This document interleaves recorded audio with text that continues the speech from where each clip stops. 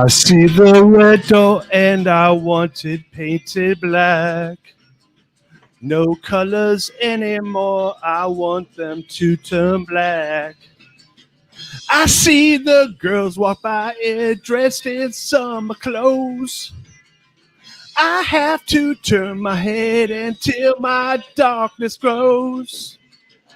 I see a line of cars and want them painted black. What's up, Aaron? How's it going? It's good, buddy. Welcome to the Greatness Machine. How you doing today? I'm doing really well. How about yourself? Oh, man, we're going to crush it right now. Guys, welcome to the Greatness Machine. I'm your host, Darius Mirshahzadeh. Boy, do we have a special guest, my main man. And I didn't get your last name pronounced properly. Was it Aaron Golub? Did I get that right? Golub. Oh, my gosh. I'm such an amateur. I didn't get that off air. Aaron Golub is on the show, guys. Guys, for those of you that are new to the Greatness Machine, you know that we're about two things: people that are living their passions and those who are creating greatness in the world. And my main man here, Aaron, is neither short of passion or greatness. So with that said, we are going to get the show started. I just want to give a little bit of background. I was connected with Aaron through a good friend of ours, a mutual friend of ours, Jeff Lopes of the Jeff Lopes Show. And he's like, man, you gotta have Aaron on the show. He's a really good guest. And so this is actually the first time we met. And man, Aaron, welcome to the show, my friend. Yeah, I appreciate it. Appreciate you having me. So I'd love to give a little bit more of a formal bio. I pulled your bio off of your site. You guys, Aaron is a podcaster. He podcasts. His show is called The Blind Ambition. He's also a keynote speaker. Aaron became the first legally blind athlete to play football in Division I game when he was at Tulane University. He was a captain his senior year, and he also went on to become an NFL free agent. He's never let his limited vision get in the way of his success, and Aaron's grit, determination, efforts enabled him to earn top spots on the Tulane team, as well as respect of coaches, fans, and his teammates. Man, that's badass, brother. Welcome. Appreciate it. I love that, dude. So, like, if you don't mind, would you mind taking us back? I want to hear the origin story. Like, how did you get into playing football, and then how did that come? Even though you weren't working with full vision, how did you go from learning the game to eventually becoming an NFL free agent? I'd love to hear the background story on that.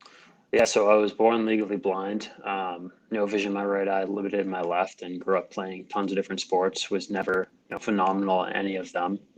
And in seventh grade is when I started playing football, and I knew I couldn't be a wide receiver, quarterback, a skill position where you had to get to the ball. And so I started off as an offensive and defensive lineman. And, at the time, didn't matter that I sucked because it's about learning the game and being a part of the team at that age. And, it wasn't until my kind of sophomore year of high school that I was a third string junior varsity, athlete. And I was just like, I've had enough. I don't want to do this. And, I wanted to play Division I.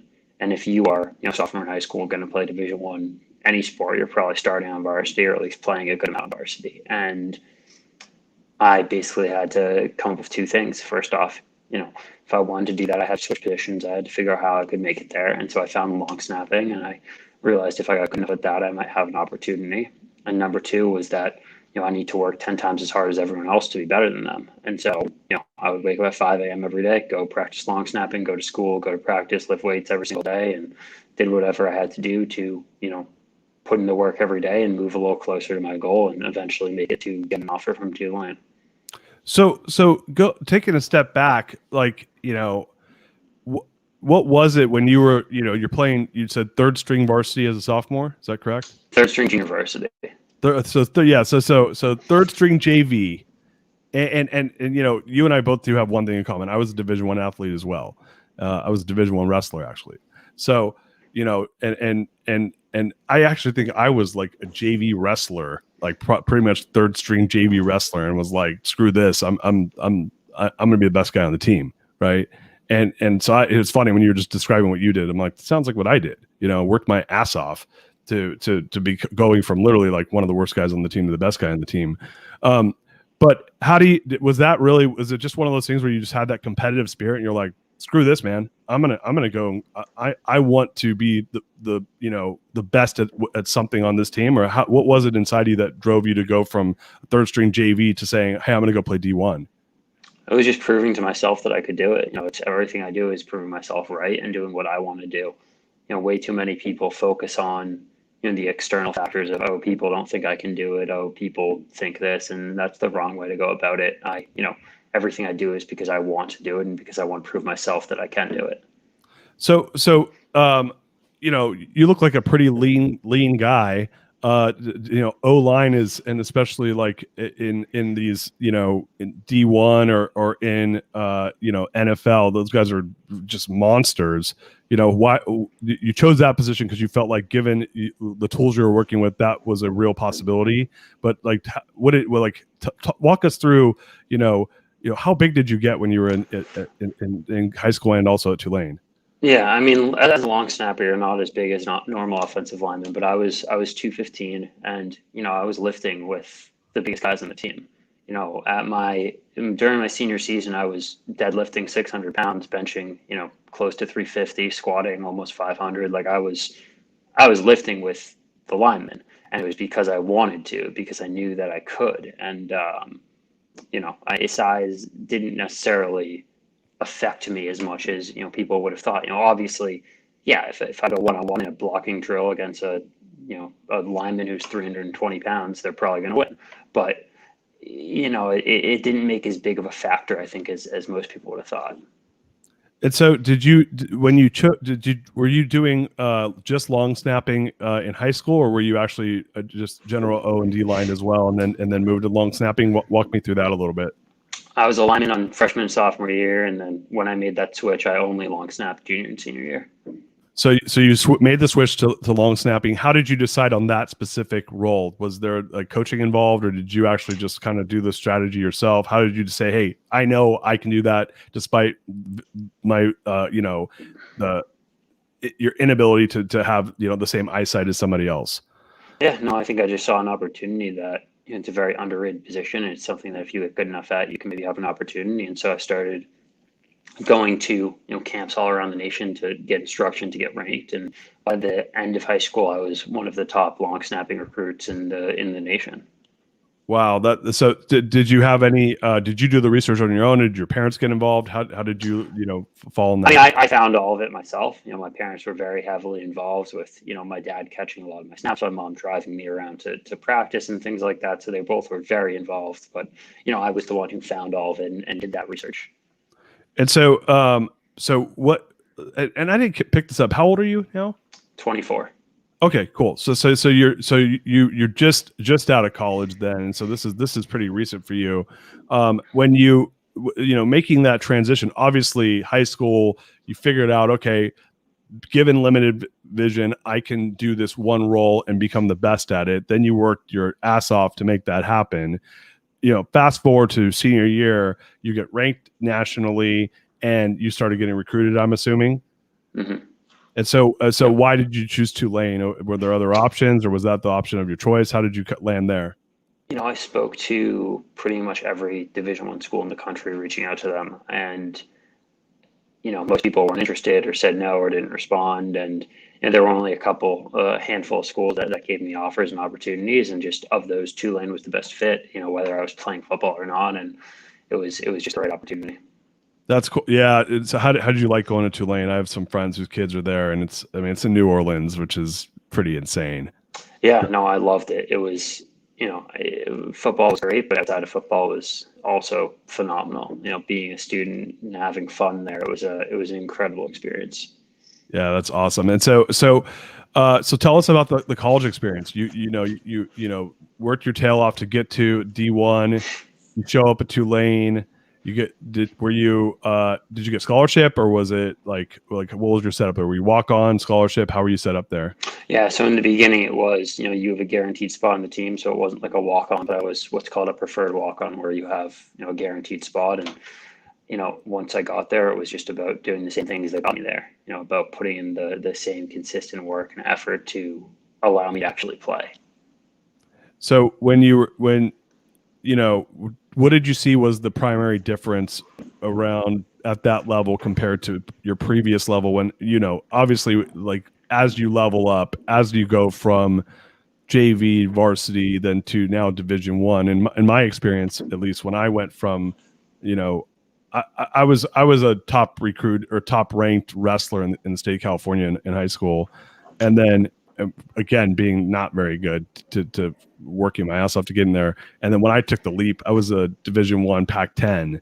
Like that was a leap. I was like, I literally, and I was a preferred walk-on too.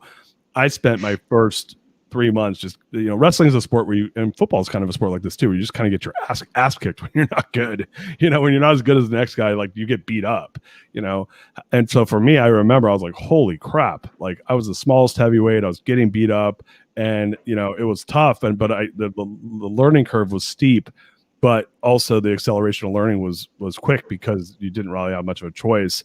And for me, that was a really eye-opening experience. Do you mind walking us through your experience, taking that leap into Division I? Yeah, I mean, the biggest difference is that everyone else at that level is just that much better and that much more athletic and talented. And, it's about continuing to put in the same work. And that was my opinion. I went in assuming that I was going to be the bottom of the totem pole and understanding that I need to continue to do the same exact things that got me there, pushing myself on the field, in the weight room, off the field, every single area of my life. And that's what got me to earn the respect, earn the playing time, and earn everything that I was able to accomplish while I was there.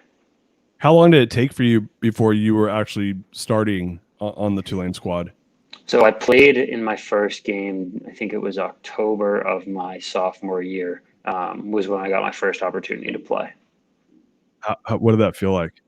It was amazing. It was great. It was just hard work paying off and being able to actually contribute more. It was a phenomenal experience. So your first game was your sophomore year, and then from there, how long did it take before were you starting at that point, or was that just your first time playing, and then it took more time before you were actually the starter?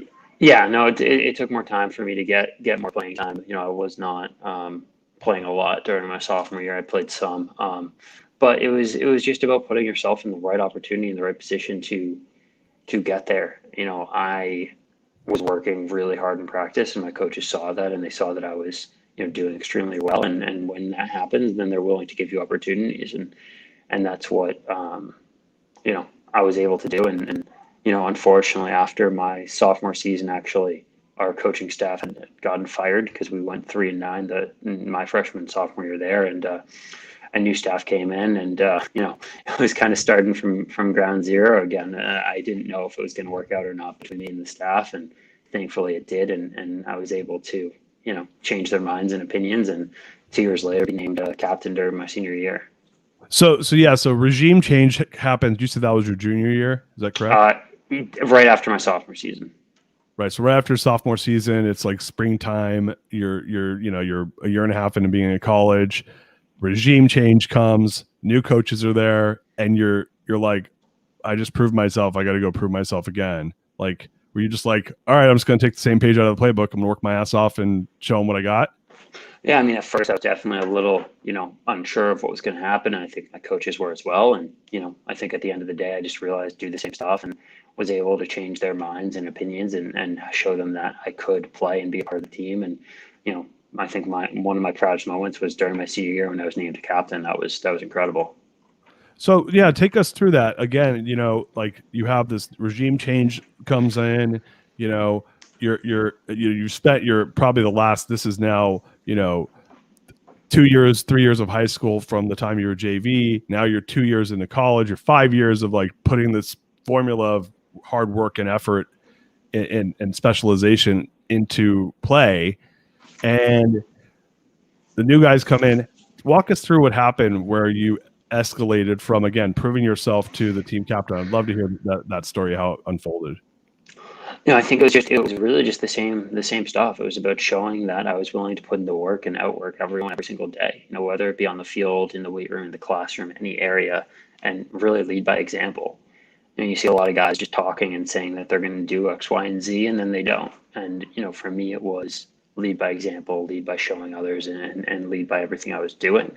And I was able to do that. My coaches saw that, my teammates saw that. And because of that, I was able to get the opportunities that I had. I think that, leading by example is really important because action is really the only thing that matters. I don't care what you say. If you say that you're going to play a sport or start a business or whatever, like, cool. Talk to me when you actually take action toward doing it. Yeah, it's funny. My company, one of our core values was inspiring leadership, and there's a sentence I wrote in there, which was "Actions are the only truth," and it's one of my favorite quotes. I made it up because I worked with I had this company that I got bought out of, and one of the CEOs was just they brought in a new CEO, and the guy was like all talk, and then none of the behavior footed to that. And so for me, I'm like, actions are the only truth. I love how you're landing on that. So obviously this has worked out well. You end up graduating from Tulane. What'd you get your degree in, by the way? Finance. Nice. So you got the finance degree. Are you really just focused on the keynote speaking and podcast? Are you using the degree? Like, tell us what's happening. No, so I do two things full time. I'm a financial advisor, and I'm also a speaker. Those are my main things, and I consider them both very full-time jobs. I work pretty much 24/7, but I love everything I do. So it's not work. It's, doing activities that I get paid for, in my opinion. Nice. So what type of are you doing it under a firm? Yeah, so I'm with a firm. I can't go into really detail with it because of compliance stuff, but I'm, in the finance field and love every second of, helping people accomplish their financial goals. Nice. Okay. So you're doing financial advising, and then you're doing the speaking. Yeah. So like, tell me this, like, so you went on to become an NFL free agent. Tell us about that experience. Yeah, no, it was a lot of fun. I basically decided at the end of my senior year that I wanted to continue on. I wanted to find a way to keep playing. And so I did my pro day. I talked to a lot of teams, and, I did very well in my tryouts and on my pro day. But the thing with being a long snapper or kicker or punter is there's only one guy per team in the NFL. And so unless that guy gets hurt or really screws up, they're not bringing in someone else. It's not like there's three guys like there are quarterbacks or, running backs. There's one person per team. And so I was kind of faced with a decision. I had offers and opportunities within the financial realm that I wanted to go into after football regardless. And I was faced with the facts of, like, I could continue to bounce around, try and make a team, and maybe make a team in the next year or two or three. But, I'd only be setting myself back for the rest of my life, or I could take these opportunities and get way ahead of my career and, go full force into what I want to do after it anyways. And that's what I did. Nice. What teams were you in talks with, is from a free agent standpoint? Yeah, so I was talking to the Saints and the Rams. Nice. And so now you've made the turn into finance and doing promoting your story, and doing the podcast. Like, tell us about the podcast. Tell us about the speaking. Like, what are you doing with that? Yeah, no, speaking. I speak to sports teams, companies, events, whoever, all over, and share my story of leadership, overcoming obstacles, turning your disadvantages into your advantages, and it's been a lot of fun. I obviously had to pivot to a lot of virtual stuff last year because of COVID, and I was doing virtual events and going on a lot of other people's podcasts, and I started mine in July, and it started off as like, let's share other people's stories, and I think podcasting's fun. I enjoy it, but to be honest, now I really only use it as a networking tool. Like, yes, it's great to share other people's stories, and when I have that opportunity, I do it. But the people that I tend to try and reach out to are, like, my opinion is, reach out to people that if it weren't for them sharing their story on my platform, I maybe wouldn't have an opportunity to get in touch with them. And that's how I see it. I see it as a networking tool, and it's been a great networking tool. Yeah, it's funny. There's like a meme out there that says, like, podcast of 2020. This is last year it came out. Podcast in 2020 is what grabbing a cup of coffee was in 2018. So it's to your point. It is a cool networking tool. I mean, I've met some amazing people through the show. I've done this is the 132nd show I think I've done. And I started my show in July last year, and it's a good way to meet people and to connect, and to your point, tell stories and learn about them, and to do it in a productive way where other people get to learn about it too. So that's really cool. So, man, what's the big, like, you're 24, the world is your oyster. Tell me what is Aaron doing by 34? What does the next 10 years look like for you if you were to guess, or what are your goals? I have a few major goals. On the finance side, I want to be managing billions of dollars of people's assets. On the speaking side, I want to be one of the most sought after and well-known speakers in the world. I want my name to be synonymous with, people like a Tony Robbins and Ed Mylett. I want to be on stage with those guys. I want to be a, New York Times bestselling author. And, I know all of these things will happen because it's, I take the action steps today and every single day to get there. So it's not about if, it's about when. Yeah, that's awesome. So what are the action steps? Like, if you give me the action steps, like obviously setting those are large goals. What are the big action steps? Or when you start to set goals like that, those are huge goals, and being 24 and having accomplished a lot at your age already, against the odds, like when you start to set big goals like that, because I think a lot of people, life tends to beat the motivation out of people, right? Things, you go do something, it doesn't work, you try again, it doesn't work, you try again, it doesn't work, and then people usually give up around that time. Yep. Right? How do you overcome that? I think the issue is people look at their life 10 years down the road, 5 years down the road. That's not the way to do it. The way to do it is look at your life in 90-day increments. I have no idea what I'll be doing a year from now or where I'll be. I have no clue. I don't plan that far ahead. I plan for 90 days and that's it. What can I accomplish in 90 days? And then I break it down into what I can do every week and what I can do every day and what I can do every hour, and how I can move, the needle forward a little bit every single day, every single hour, every single minute. And that's how I, accomplish my goals in small increments. When you think of your goals in 10 years from now, if I were to seriously say, in 10 years from now, I want to manage $1 billion. I want to be a speaker like Ed Mylett or Tony Robbins. I want to have multiple, best-selling books out there. Those are a lot of lofty goals, and it would be very easy to get overwhelmed. So instead, I say, how can I get towards that today? And a lot of it tends to be, whether it be prospecting, whether it be networking, whether it be building relationships, or just taking some small step forward. You never know what's going to happen from a conversation. And, I think that the biggest issue is people just look too far ahead. Focus on now, what you can do right now.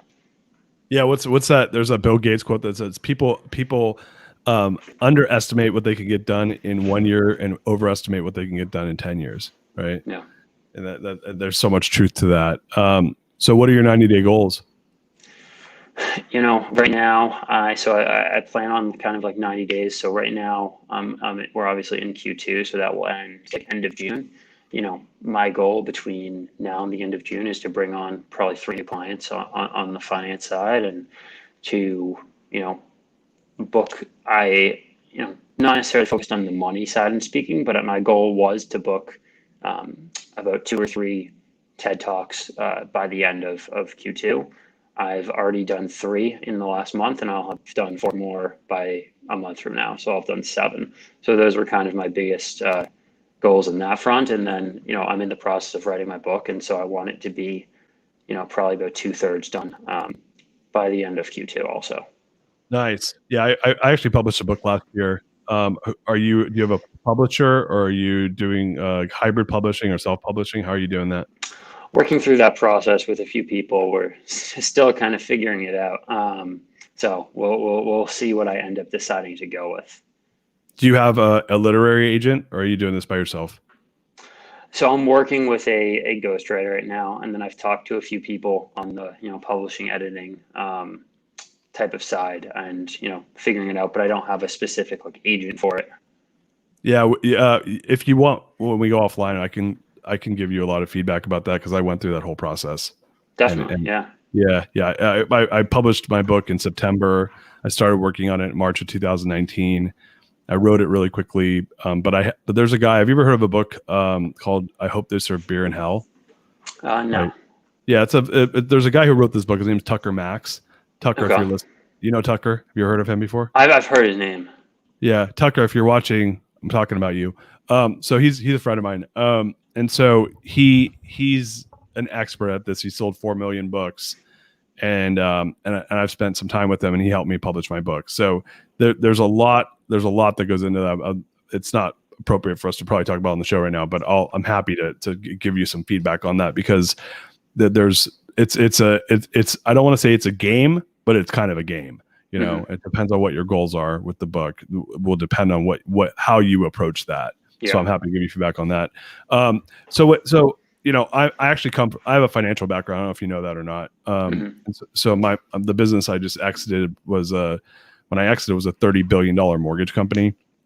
That company now manages about $100 billion worth of mortgages. And I left. I officially exited July last year. And so, I have a lot of experience with, on the institutional side of mortgage-backed security business. So for you, are you on the institutional side? Are you on the the retail side of the financial world? What side are you on? The retail side. So I work with individual clients and help them do whatever they can to accomplish their financial goals. Are you working through like an RIA? Or are you working through just a traditional, investment house? Who are you working through? Yeah, so a traditional financial firm. Cool. Okay. So you're doing financial planning for individuals. Yeah. Is that correct? Yep. And so, would you have to get like your series 63 and 7, all that stuff for that? Yeah, I had to get my 66 and 7. Yeah. Sorry, 66.